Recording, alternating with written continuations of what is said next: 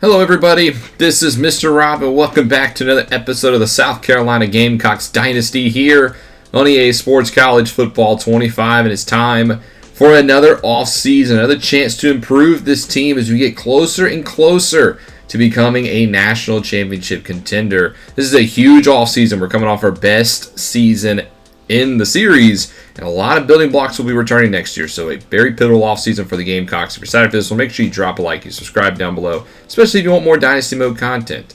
Now, last year's season, here it went. We ended up finishing at 9-4. Lost a couple of close games. We were really just a win or two away, potentially, of reaching the playoff. Had a great end to the season, won 5 of our last 6, and hopefully we can carry that momentum into next season. But here's a look so far. We've been Trans-Perfect Music City Bowl champs for the past 3 seasons. But I think it's time to take that next leap. So let's not waste any more time. Let's get right into it. Here's a look at the roster going into the offseason. Had a lot of top-end talented players. Yes, there are some seniors like DeBron Gatling and company who will be graduating, Desmond Umeozulu. But there's also a lot of juniors who I think should all come back next season and be a force on this team. Here are the players leaving. We'll jump right into this part. So we only have 2 people transferring away this season. Our best department ever in that regard. John Hajrullah, who will be leaving, unfortunate, our backup halfback. I want to see him get some more playing time this season. Fortunately, he'll be somewhere else. And then Raekwon Wembley, who I thought had a good freshman season. Kind of disappointed a little bit last year, but he will also be transferring away. As far as graduations, you got Shivers and Conway, Tracy Milton, a couple of linemen. Desmond Umeozulu is a big one, transferring away. We will miss him at linebacker. Cam Pringle, the starting left tackle, will also be gone. He's projected to be a 7th-round draft pick, as well as Elijah Caldwell, who was our touchdown leader last year. He will also be graduating. We'll need a new kicker in Mason Love. We do have a kicker on the bench, though, so we got that taken care of. Jawan Howell will also be graduating, as well as Tyshawn Russell and DeBron Gatling. So our top 3 wide receivers all are graduating. Gatling projected to be a 2nd-round pick, which is really good, considering he didn't get a lot of volume this year. Shameik Jones and Vic Burley will also be missed, as well as Caleb Bryant. So a lot of defensive linemen are also graduating, an area we might have to look at in this transfer. We do get 1 recruit as we begin. 3-star quarterback Spencer Hops from Clover High School in Clover, South Carolina is committed to the Gamecocks as we get ready for the recruiting. Now, we do have 3 draft picks. Pringle actually goes in the 5th round. He's projected 7, so that's good. So 3 draft picks for the Gamecocks. But now it's time to get into the offseason, get into recruiting. Now, thankfully for us, we've had a very good offseason, or a very good recruiting path thus far. We've only had 3 guys on our board who we have not gotten a commit from yet. Everybody else has committed to the team, led by 5-star defensive end Earl Groupie, as we are the 13th best recruiting class in the country. We still have the transfer portal to improve that. We've been very lucky in the transfer portal thus far. We're going to try to do the same here. Here's a look at the top transfers. No 5-star transfers this offseason. A corner from Alabama does top it.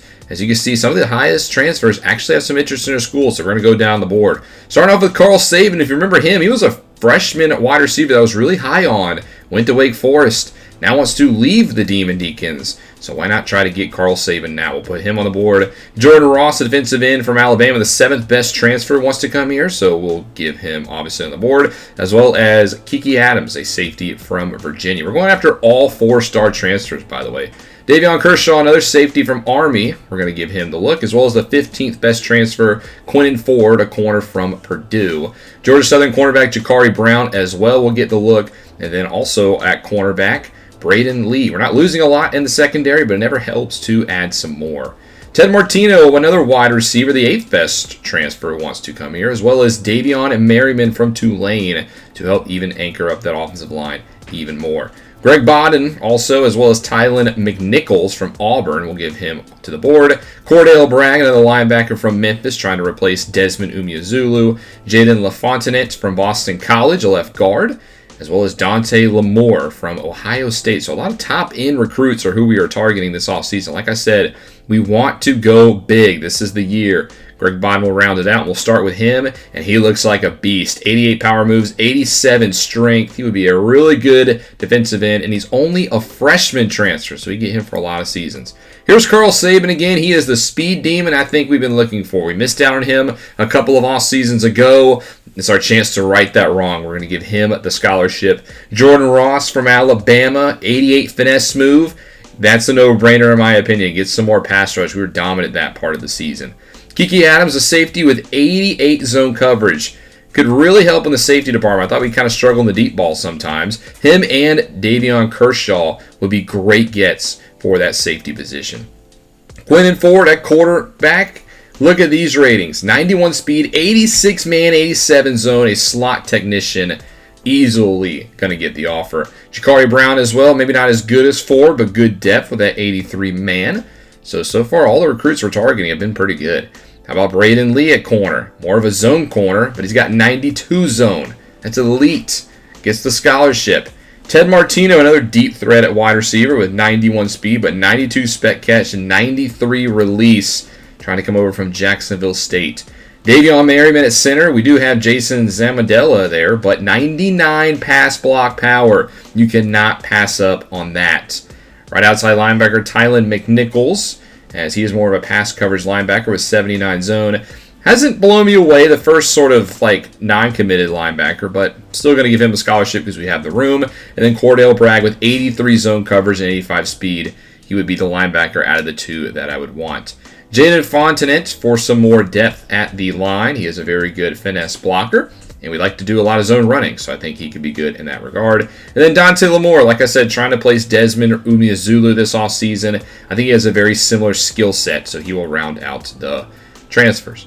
Here's a look at how we're going to divvy up our points in the first week of the offseason recruiting. Merriman is at the top. That 99 rating just jumps off the gun, followed by Carl Saban and Quinton Ford. Those are my top three guys I would love to get in this transfer portal cycle. A couple of other guys, Kiki Adams, Ted Martino getting max points, Greg Bodden getting 50, as well as Cordell Bragg. And obviously these will be tough battles. We're not the only guys looking at these four-star recruits, as there's a lot of other teams, specifically in the SEC, who are looking to add one of these talents. But you can see, only going after 13 players. We'll get to Lee if we have time.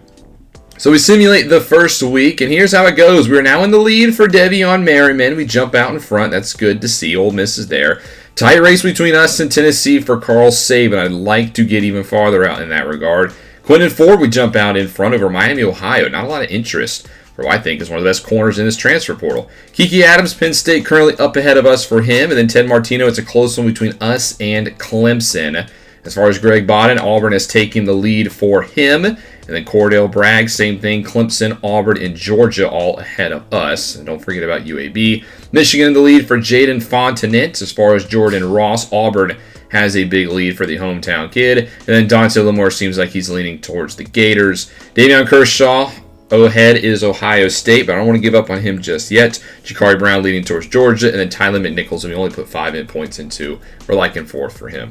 Here's a look at the week 2 point differential. Despite now that we have scouted all these guys, we can do a lot more max point guys. You can see 10 players are going to be getting the 75 point mark, as followed by Saban and Martino. As we simulate week 2, and we still don't get a commit yet, but unfortunately, commits are going other places. Cordell Bragg is going to commit to Clemson, so they get him. That's an unfortunate miss. He was my favorite linebacker in this transfer portal. And then Jordan Ross, the 88 finesse move speed rusher, will be going to Auburn. And then Georgia gets Jakari Brown back to the States, as he had 83 man coverage. So unfortunately, not a good week 2 for us. A couple of guys locked us out as well. Tylen McNichols is no longer interested, as well as Braden Lee has chopped us off of his top 3. We're going to go over to some 3-star guys and try to replace those guys on our board. Caleb Reed from App State. Esteban Escobar, another corner. He's coming from Texas State. Give him a scout. And then Blake Franks, part of that 13th ranked Florida International team. He was a good part of their team, so I think he could be a good fit. And then Nicholas Thrash of Utah has some interest, so we'll put him on the board as well. As far as Caleb Reed, he's got pretty decent speed and pretty solid traits, 86 hit power. So there's something to work with there. Sophomore Esteban Escobar has 88 man coverage, so I think he could really be a steal at 3-star. So we're going to keep him on the board. From Greenville, South Carolina, just in the upstate, there is Blake Franks, who is a very good blocker. And then Nate Thrash at center from the Utes, who's more of a finesse blocker, 85 run, 80 pass. I think he will be solid as well. Here's our points going into the next week. We are ahead on Merriman, Ford, and Adams. Bodden, we're now behind. Fontenot, we're still in the lead for. So it's getting kind of tight. We jumped out ahead for Kershaw. Saban, we're in first as well as we simulate the week and the recruits start pouring in. Davion Merriman, the transfer from Tulane, has committed to the Gamecocks. So we get the top guy on our transfer portal board. Up next in the second spot, another guy I was really high on. We're going to get the freshman 4-star transfer, Quinnen Ford from Purdue. So he has committed to the Gamecocks. He's going to be a great slot corner. He'll play outside in 2 cornerback sets and add some more depth to that secondary. Kiki Adams has committed. The 4-star transfer for Virginia, the junior, will be added to the secondary. And I think he will help shore up that safety position even more with Sonny Gallen and Kaufman out there. Greg Bodden, we do get him. We take the lead from Auburn. We get him away from LSU. So Greg Bodden will be joining the team, the 4-star transfer freshman. And then Carl Saban does commit. We get the deep threat we might have been missing since Nick Harbor. That speed, that release, Carl Saban from Wake Forest is now a Gamecock. And then finally, Ted Martino is as well. From one Gamecocks to the other. He goes from Jacksonville State to the University of South Carolina. So a big week for the Gamecocks in the transfer portal. Here's Merriman again, 99 in that pass block power. That is an insane trait to have. We're going to have to find a spot for him because we're pretty set on center, but he will definitely start. Quinnen Ford, like I said, will be the nickel corner and maybe get some playing time on outside with that 86 man. Kiki Adams, a center field safety who I like to that 88 zone. Only 88 speed, so a little bit slower, but I think he has the intangibles to counteract that. And then we got Greg Bodden with that 88 power move to flip from Auburn. Carl Saban, like I said, probably the guy I'm one of the most excited for. 98 speed, 89 deep route running. He is going to be a fun player to play with. And the same with Ted Martino, getting a couple of good wide receivers in this week. Now, we do miss out on a couple of guys. Jaden LaFontaine has gone to Michigan, so we'll miss out on the agile left guard, as well as Dante Lamore. He has committed to the Gators, and will be returning back to the state of Florida. We also get locked on Esteban Escobar, which is a little unfortunate, as well as Blake Franks and Caleb Reed. Just unfortunately, we're a little bit too late for those 3-star battles. So that sends us into the final week. We only have 4 guys who we have not got commits from. 2 transfers, 2 freshmen. Well, actually, 1 freshman and a JUCO. So we sim the 4th week. And just a spoiler alert, we're going to get all of them. Davion Kershaw has committed from Army. He leaves the military school.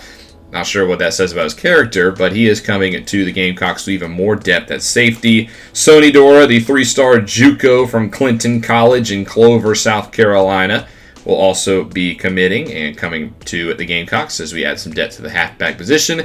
They lost 2 in this offseason. Derek Muma, the quarterback from St. James High School in Conway, South Carolina's commit. We got a ton of quarterbacks in this recruiting cycle. Obviously, not all of them will play, but it'll be interesting to see how that plays out. And then Nicholas Thrash, 3-star transfer from Utah, who's only a freshman as well, will be committing to the Gamecocks. So a huge offseason for South Carolina. And we end up with the 8th best class in the country. 8! That's insane. That's our best recruiting class yet. 1 5-star, 13 4s, 14 3s. As we round out the top 10 recruiting class this offseason. Here's a look at the rest of the top 25 in case you are curious. Michigan had a very good recruiting cycle. They get the top class in the country. But here's a look at all the top prospects where the 5 stars went. You're going to see a lot of SEC schools from these 5 stars. So we'll be seeing a lot of these players, including the top quarterback, one of the top quarterbacks in the country, Eric Blunt in Tennessee. A lot of the guys, UCF got one. Michigan got quite a few to round out their top class. A couple in the Big 12 as well. Oregon had a very good cycle. Clemson walked away with a couple of 5 stars. So it's going to be interesting to see how these players' careers do unfold. And we'll get to see a lot of them on the opposing sideline.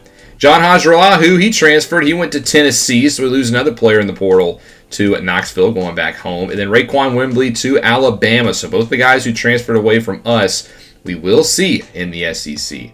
As far as custom conferences, I did add Northern Illinois to the Mountain West to replicate real life, so we're up to date with all the changes that should be made. And that's going to do it for this team in the offseason. And look at that rating at the top. At the end of last year, we were 86, 86, 86. We are now 90, 89, 91, the 12th ranked team coming out of the preseason, which means we should be a team that competes, and I lost the word there for a second, that competes for a playoff spot. So I think this could be the season that the Gamecocks put it all together in 2028. As next episode, we will preview the season ahead in the preseason and get ready for year number 5. Now, I also will say, with this being the only series we have on the channel currently, we're going to get through year 5 relatively quickly. So buckle up. Hope you guys are excited. But thank you guys so much for watching. Hope you guys enjoyed. If you did, make sure you drop that like and you subscribe down below, especially if you want more Dynasty Mode content. This is Mr. Rob, and I'll see you in the next one.